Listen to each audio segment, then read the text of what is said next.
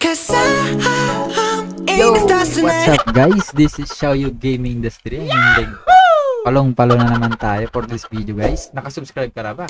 Dapat mag-subscribe ka na mga idol. Okay, for this video guys, I will show you on how to install new server Weapons of War Awakening. Sobrang daming nagpon dito guys na naglalaro ngayon. For this video guys, ituturo natin ngayon kung ano yung proper way of installing the game.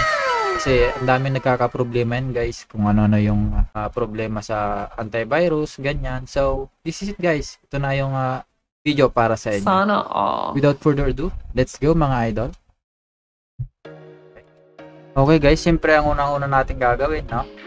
Open natin ang Google Chrome.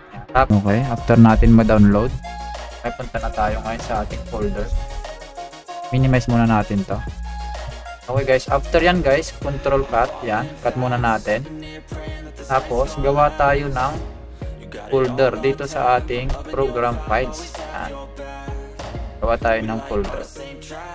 Yan, tapos, kaya natin, kahit WoW Awakening, yan, WoW Awakening. WoW Awakening. Tapos, ilagay natin dito yung ma-download nating file. Okay, tapos, syempre, punta ka muna dito sa Windows Security mga idol. Windows Security guys. Okay. Then, punta tayo ngayon dito sa Manage Settings. Yan, kailangan natin guys, i-exclude yung ating file para maiwas sa detection ng ating antivirus. Yan. To avoid any problem, no? Pagdating sa mga detection ng ating antivirus. Okay. Tapos folder, yan, hanapin natin yung folder. Yan, WoW Awakening, WoW Awakening. Tayo sa program files, 86, yan, WoW Awakening. Okay, WoW Awakening guys, select folder yan. Tapos, mas maganda siguro i-file na rin. Tama na din natin yung file.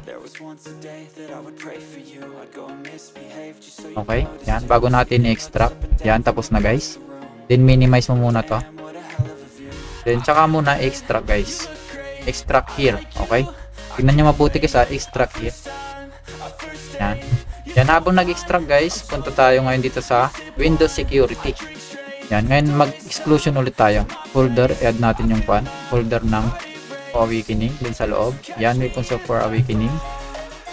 Yan guys. Yan, para hindi niya ma-detect yung game guys. Okay? Or your folder. Basta lahat ng andun sa loob guys, hindi niya yan madidetect ng antivirus natin. Kasi yan guys, ang pinaka magandang gawin, i-exclude talaga yung folder ng Weapons of War Awakening para safe guys. Okay? Yan, tapos punta tayo dito. Siyempre, hanapin nyo yung yan. Yan din yung ilagay natin. Yan, exclude din natin yung file ng Awakening. Yan, para safe.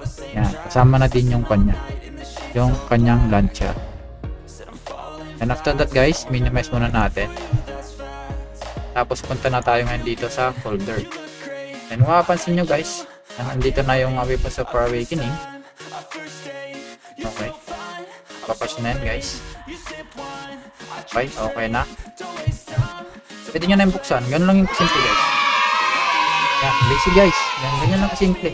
Yan, hindi na yan makakon guys. Hindi na kayo magkakaroon ng any problem dyan. Kasi naka-exclude na yung folder mismo. Natin guys, and syempre kita-kita nyo naman guys ating server, napakalupit yan. Sa mga wala pa guys, no, mag-download na kayo ng Weapons of War Awakening. Andito lang tayo guys. Okay, guys, yan na guys, nakalagay na tayo. Maraming salamat guys na natuto kayo, and sundan nyo lang guys yung proper way of installing the game para hindi kayo magkaroon ng problem. Charot mga idol, and welcome kayo sa Weapons of War Awakening. Kita-kits mga idol. Gamitin nyo ang ating registration link guys. Nasa ating Facebook page lang yan. Tignan nyo lang yan guys. Thank you so much mga idol.